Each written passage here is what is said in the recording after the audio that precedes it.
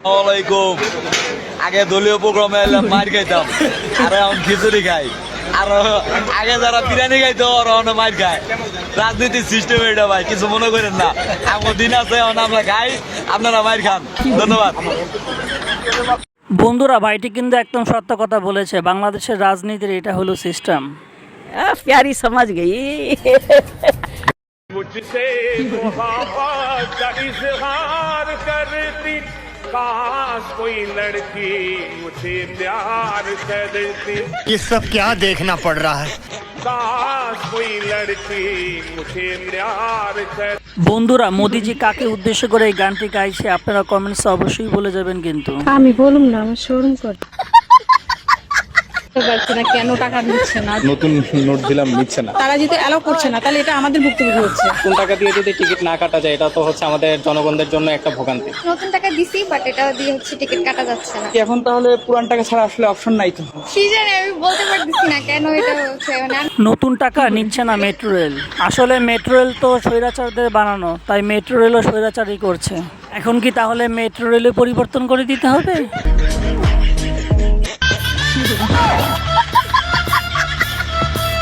বাইরে পরিস্থিতি যেমনই হোক না কেন, ড্যান্স কিন্তু চালিয়ে যেতে হবে। পিছনে একজন অ্যাক্সিডেন্ট করে আহত অবস্থায় পড়ে আছে, আর উনি ড্যান্স দিতেই আছে। এই জন্যই বোধহয় বলে বাঙালি এত অস্থির কেন।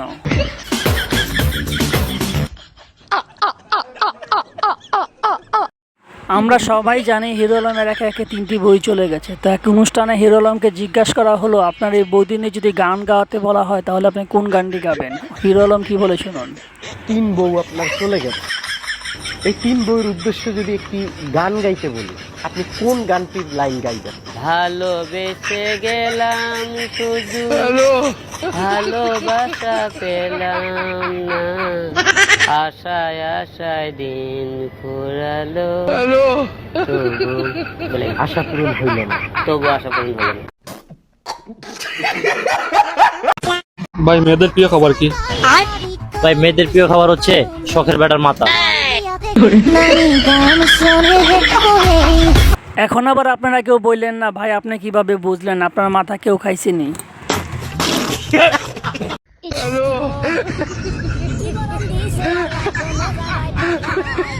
ভাইরে, বাঙালি বুদ্ধি বলে কথা, সব কিছুরই অল্টারনেটিভ বাঙালির মাথায় থাকে।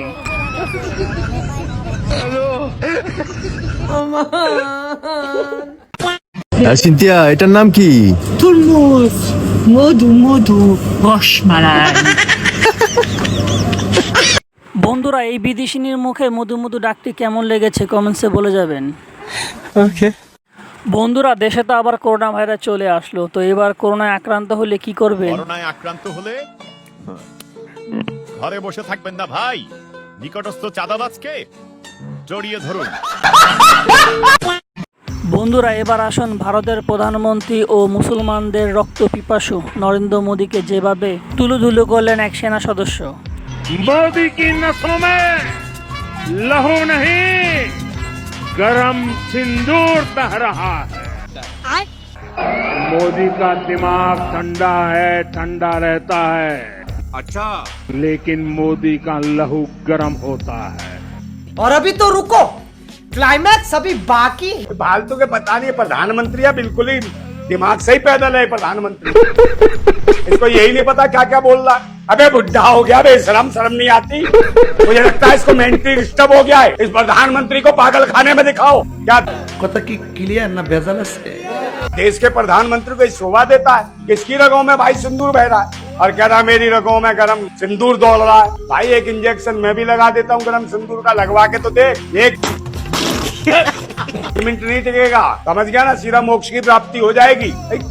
যাক, বাদ দেন ভণ্ড মোদির কথা। এবার আসুন দেখি শেখ হাসিনা দেশে ফেরার জন্য কোন ফর্মুলা প্রয়োগ করতেছে।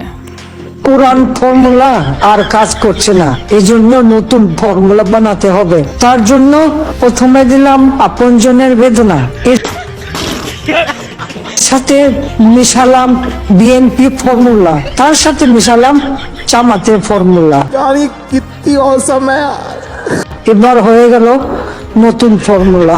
ইউনুস, তৈরি হয়ে যাও আমার নতুন ফর্মুলার জন্য। তোমাদের কাউকে আমরা শান্তিতে থাকতে দিব না। এই ফর্মুলাটা নিয়ে তোমার সান্ডা পান্ডা দিয়ে দাও। ওকে এই ফর্মুলাটা নিয়ে যাও, নিয়ে গিয়ে গোটা দেশে ছড়িয়ে দাও, যেন সবাই অস্থির হয়ে পড়ে, কে যেন শান্তি না পায়। তো হ্যালো বন্ধুরা, আজকের মতো শেখ হাসিনার এই ফর্মুলার সাথে আমার ভিডিওটি শেষ করলাম। ভিডিওটি ভালো লাগলে চ্যানেলটি সাবস্ক্রাইব করে একটি লাইক দিয়ে যাবেন। ধন্যবাদ সম্পূর্ণ ভিডিওটি দেখার জন্য। দেখা হবে আবার কোনো নতুন ভিডিওতে, সেই পর্যন্ত সবাই ভালো থাকবেন।